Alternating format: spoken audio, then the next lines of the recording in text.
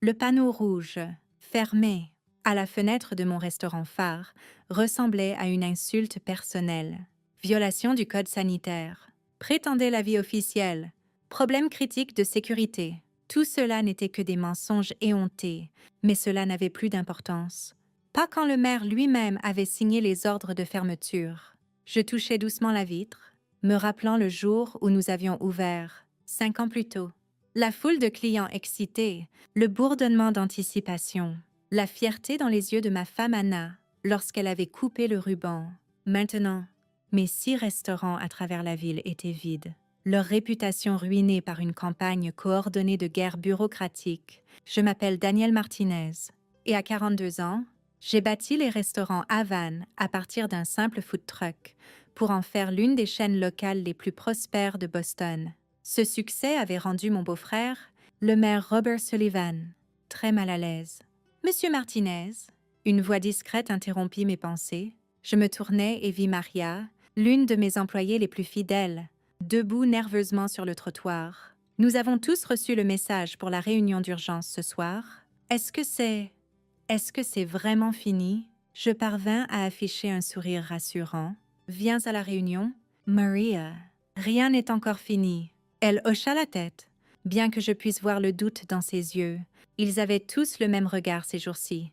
Mes employés, mes fournisseurs, même ma propre famille. Tout le monde croyait que Robert avait gagné. Tout le monde sauf moi.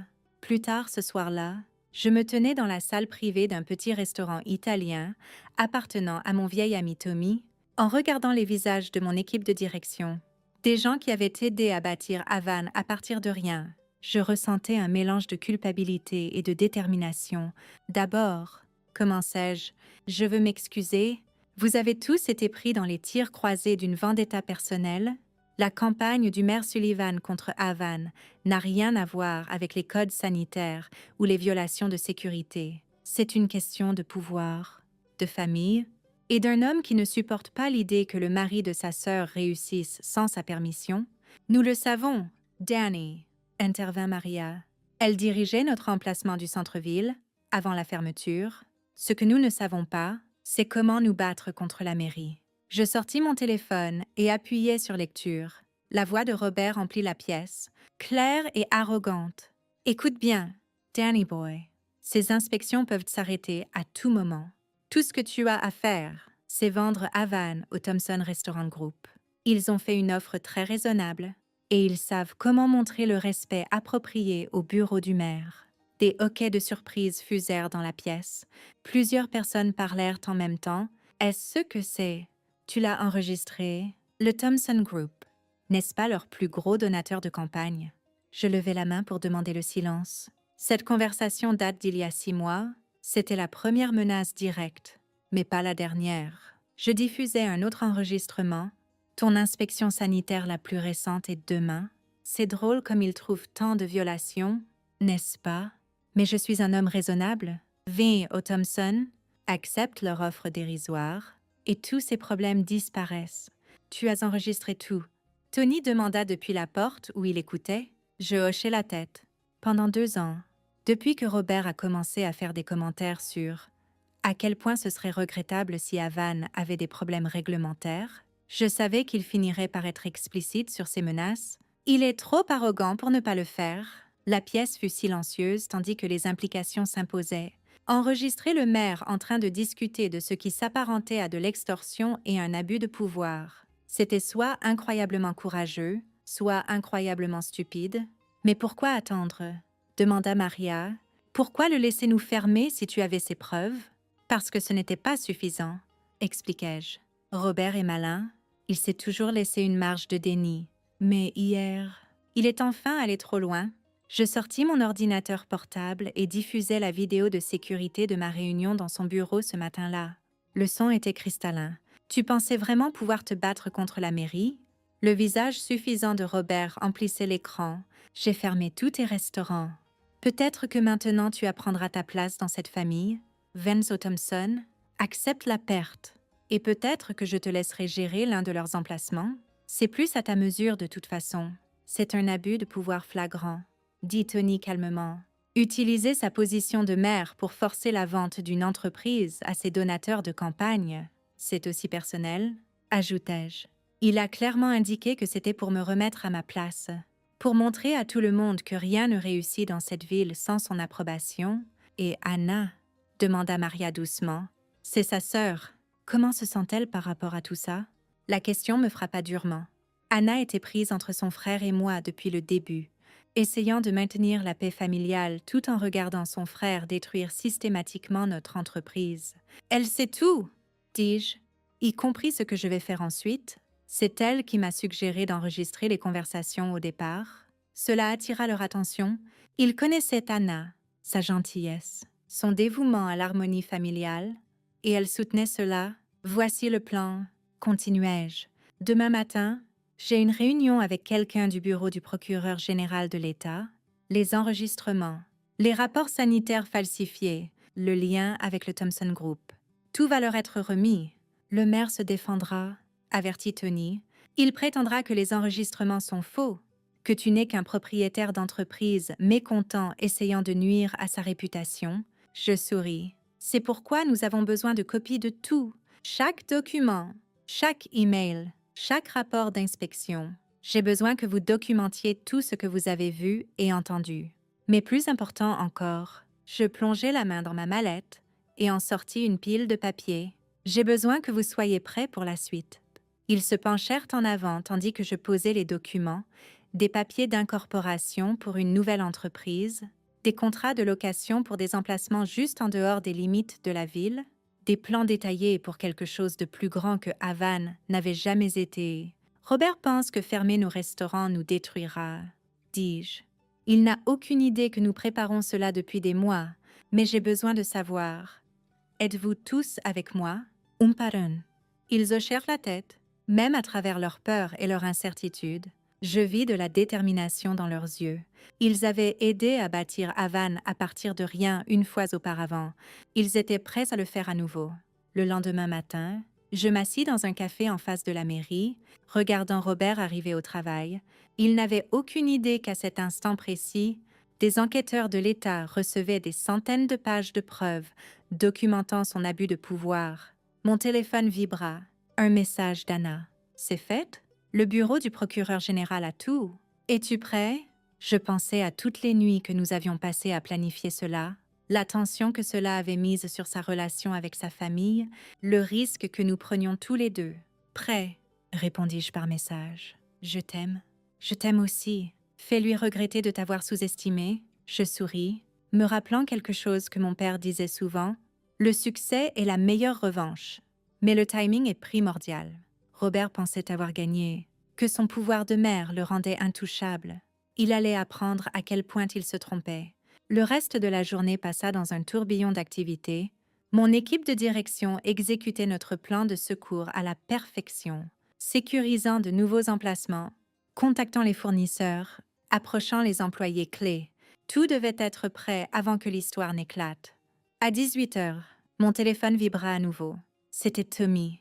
Channel 5 News vient d'annoncer qu'il diffuse un reportage spécial ce soir sur la corruption au bureau du maire. Quelque chose à propos d'abus de pouvoir et de harcèlement ciblé d'entreprises locales? Pile dans les temps, répondis-je. Le bureau du procureur général avait promis de partager les preuves avec certains médias sélectionnés. Au matin, tout le monde saurait ce que Robert avait fait. Je rentrais chez moi en voiture, me sentant étrangement calme. En m'engageant dans notre allée, je vis Anna m'attendant sur le porche. Son visage était pâle mais déterminé. « Robert n'arrête pas d'appeler », dit-elle quand je la rejoignis. « Il sait que quelque chose arrive, mais il ne sait pas quoi. » Je pris sa main. « Es-tu sûre de cela? Une fois que ça commence? »« C'est mon frère et je l'aime, » dit-elle fermement. « Mais ce qu'il a fait, à toi, à nos employés, à cette ville, c'est mal. Parfois, la famille doit affronter les conséquences. » Nous nous assîmes ensemble sur la balançoire du porche, attendant que les nouvelles éclatent. La chaude soirée d'été semblait surréaliste, comme le calme avant la tempête. À 21 heures précises, mon téléphone explosa de notifications.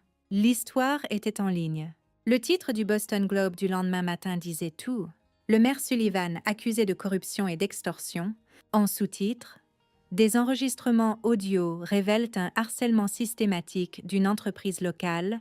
Je regardais la conférence de presse hâtivement convoquée par Robert depuis mon ordinateur portable. Le maire, habituellement impeccable, paraissait débraillé, sa confiance remplacée par une panique à peine contrôlée. Ces allégations sont complètement fausses, déclara-t-il. Mais sa voix tremblait. C'est une attaque coordonnée par un propriétaire d'entreprise mécontent qui n'a pas pu respecter les normes de base en matière de santé et de sécurité. Puis un journaliste posa la question que nous attendions. « Monsieur le maire, comment expliquez-vous les conversations enregistrées où vous liez explicitement les inspections sanitaires de Havane à leur refus de vendre au Thomson Restaurant Group ?» Le visage de Robert blêmit. Un autre journaliste intervint. « Et pouvez-vous commenter les 500 000 $ de contributions de campagne que vous avez reçues du Thomson Group au cours des 3 dernières années ?» Je fermai l'ordinateur portable. Le reste se déroulerait exactement comme prévu. Mon téléphone sonna. C'était James Thomson lui-même, PDG du Thomson Restaurant Group. Martinez. Sa voix était froide. Cela va devenir très moche pour tout le monde impliqué. Pas nécessairement, répondis-je calmement. À moins que vous ne vouliez que la SEC examine ces honoraires de consultation que votre entreprise a payés à des sociétés écrans détenues par la femme de Robert. Silence à l'autre bout du fil. Oui, nous sommes au courant de cela aussi. C'est incroyable ce que les gens vous disent quand ils pensent que vous êtes fini. Que voulez-vous? Demanda enfin Thomson. Rien. Considérez cela comme un avertissement. Restez en dehors de mon chemin. Et toutes ces preuves restent enterrées. Essayez de riposter et tout devient public. Après avoir raccroché, je me dirigeais vers notre nouvel emplacement phare. Le bâtiment se trouvait juste en dehors des limites de la ville, délibérément choisi pour être hors de l'influence directe de Robert. Les équipes de construction étaient déjà au travail pour transformer l'espace en quelque chose de spectaculaire. Maria m'accueillit à l'entrée, bloc-notes en main. « Tout le monde se présente pour ces nouvelles affectations », rapporta-t-elle. « Et vous ne croirez pas combien de candidatures nous recevons ? Apparemment, s'opposer à la corruption est bon pour le recrutement. » Je souris, me rappelant toutes les nuits passées à planifier cette transition. Pendant que Robert se concentrait sur la fermeture de nos emplacements en ville, nous construisions discrètement quelque chose de plus grand. Les nouveaux restaurants ne s'appelleraient pas Havane. Ce nom avait été sali par la campagne de Robert contre nous. Au lieu de cela, nous lancions le Phoenix Dining Group. Le symbolisme n'était pas subtil, mais il sonnait juste. À midi, l'histoire avait pris une ampleur nationale. Des photos de nos restaurants vides, contrastées avec les preuves de la corruption de Robert, faisaient une télévision captivante. Mais la vraie bombe explosa quand la procureure générale de l'État tint sa propre conférence de presse. Ce bureau a reçu des preuves étendues d'abus de pouvoir systématiques par l'administration du maire Sullivan, annonça-t-elle. Nous ouvrons une enquête formelle sur la corruption, l'extorsion et l'utilisation abusive de ressources publiques. Mon téléphone vibra avec un message d'Anna. Il démissionne. Annonce d'urgence à 15 heures. Je rassemblai mon équipe de direction pour regarder la démission de Robert. L'homme qui se tenait au podium ressemblait à peine au beau-frère arrogant qui avait essayé de nous détruire. À la lumière des allégations récentes, et pour éviter toute distraction supplémentaire du travail important de ce bureau, l'utile d'un communiqué préparé, je démissionne de mon poste de maire. Avec effet immédiat, il n'y eut pas de célébration dans notre bureau, juste une satisfaction tranquille et un regain de concentration pour construire quelque chose de meilleur. Ce soir-là, alors que je passais en revue les plans pour nos nouveaux emplacements, je reçus une visite inattendue, Monica Sullivan, la femme de Robert et la bénéficiaire de ses honoraires de consultation douteux. « Vous l'avez détruit » dit-elle sans préambule. « Non » corrigeai-je calmement. « Il s'est détruit lui-même. Nous avons juste fourni les preuves. Le Thomson Group l'abandonne? Le parti ne veut plus rien avoir à faire avec lui. Tout ce que nous avons construit, tout ce que vous avez construit était basé sur la corruption et l'intimidation. » Dis-je, pensiez-vous vraiment que cela durerait éternellement? Elle me fixa longuement. « Vous savez que ce n'est pas fini. Robert ne va pas simplement disparaître. Je sais. C'est pourquoi j'ai gardé les preuves les plus accablantes en réserve. Dites-lui que s'il essaie jamais de riposter contre moi, ma famille ou quiconque impliqué dans l'exposition de cela, tout sort, y compris votre rôle dedans. » Elle partit sans un mot de plus, mais je savais que le message serait transmis. Les mois suivants furent intenses, mais gratifiants. Le Phoenix Dining Group ouvrit son premier emplacement avec des files d'attente autour du bloc. Les gens venaient pour la nourriture, mais restaient pour l'histoire. L'entreprise locale qui s'était opposée à la corruption et avait gagné. Nous avons réembauché chaque employé de Havane qui voulait nous rejoindre. Avec de meilleurs avantages et des options de partage des profits, beaucoup de nos anciens clients nous ont suivis dans les nouveaux emplacements, amenant amis et familles avec eux. Robert quitta la ville peu après sa démission, déménageant en Floride où il avait des liens familiaux. Anna luttait avec les retombées familiales, mais n'a jamais vacillé dans son soutien pour ce que nous avions fait. Il avait besoin d'apprendre que les actions ont des conséquences, dit-elle une nuit alors que nous étions assis dans notre nouveau restaurant phare, regardant le service animé du dîner. Peut-être que maintenant il comprendra que le vrai succès vient de construire des choses, pas de les détruire. 1 an après la démission de Robert, le Phoenix Dining Group s'était étendu à 12 emplacements à travers 3 États. Notre succès attira l'attention d'investisseurs légitimes, nous permettant de grandir sans compromettre nos valeurs. Les anciens emplacements de Havane restaient encore vides. Un rappel de l'abus de pouvoir de Robert, mais nous avions transformé cette perte en quelque chose de plus grand que ce que nous avions construit à l'origine. J'ai gardé l'appareil d'enregistrement que j'avais utilisé pour documenter les menaces de Robert. Il trône dans mon bureau comme un rappel que parfois, la meilleure défense contre la corruption est simplement de faire attention et d'être assez patient pour laisser vos adversaires se révéler eux-mêmes. La dernière pièce de clôture arriva de manière inattendue. Environ 18 mois après tout cela, je reçus une lettre de Robert. Elle était courte mais claire. « Tu as gagné, pas seulement les restaurants, mais le respect que je n'ai jamais voulu te donner. Je t'ai sous-estimé et j'en ai payé le prix. Prends soin d'Anna. » Je montrai la lettre à Anna, qui la lut les larmes aux yeux. « Penses-tu qu'il comprenne vraiment ce qu'il a fait de mal? » « Peut-être, dis-je.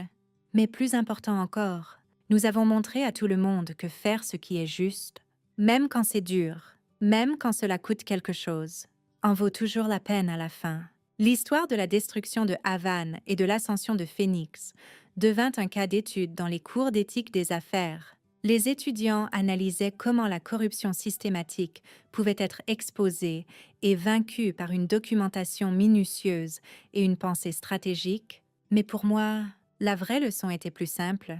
Le succès n'est pas seulement de survivre aux tentatives de vous détruire, c'est d'utiliser ces tentatives comme carburant pour construire quelque chose de meilleur. Chaque matin, en entrant dans l'un de nos emplacements Phoenix et en voyant les salles à manger animées, les employés heureux, l'entreprise florissante que nous avons bâtie, je me rappelle que la meilleure revanche n'est pas seulement de prouver que vos ennemis avaient tort, c'est de vous prouver à vous-même que vous aviez raison de manière qu'ils n'auraient jamais imaginé possible.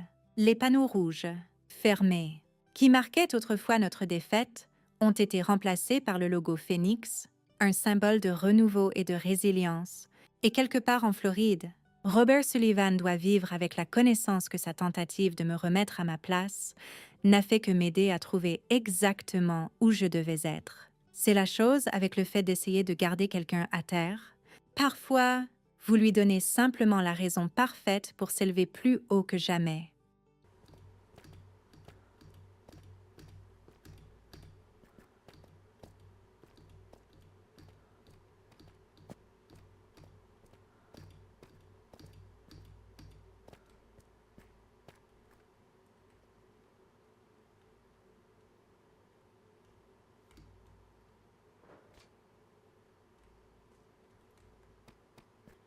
Guys, I genuinely couldn't tell you how she finds these. Like, what this girl sees.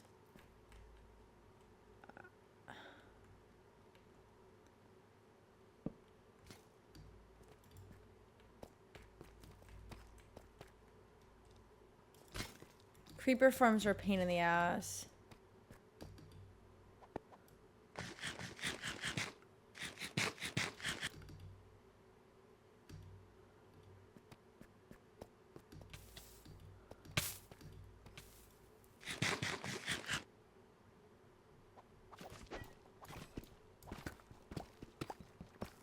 Scorpion flew into a wall. That's great.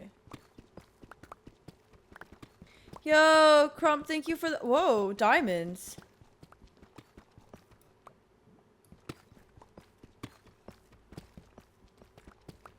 Who would have expected that, guys?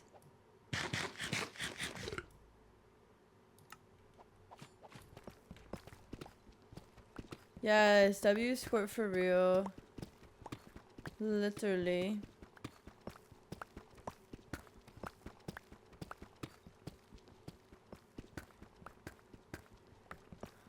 I'm like determined for us to find a new trial chamber. So I'm literally like digging caves apart to find them. And let me tell you how well it's going. About as well as you're witnessing.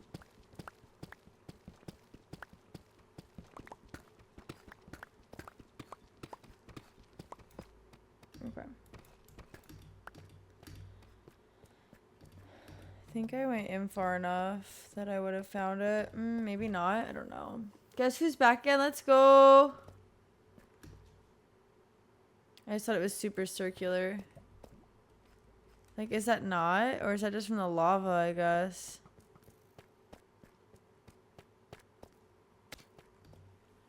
Guys, yo, the mobs actually just, like...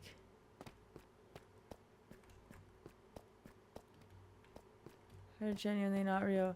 Yo, bro, Evan is fucking nuts. Evan, thank you so much. What the hell? You're crazy. Thank you. I appreciate you.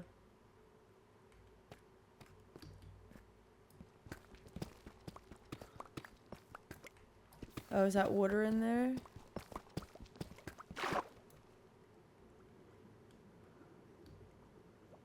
Diamonds.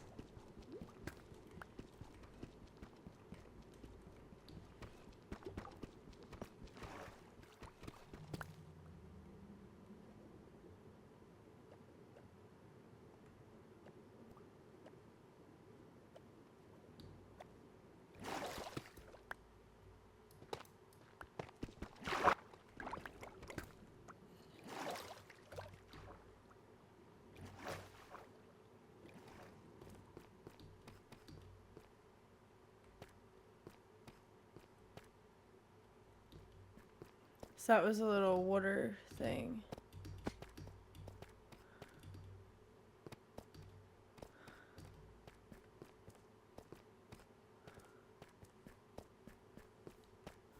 Woo!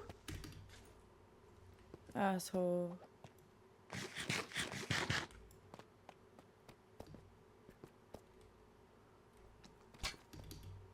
Baby zombie.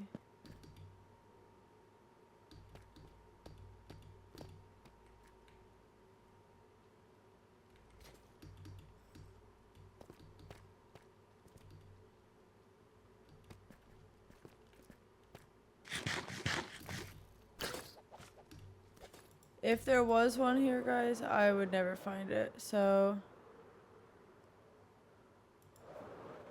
oops.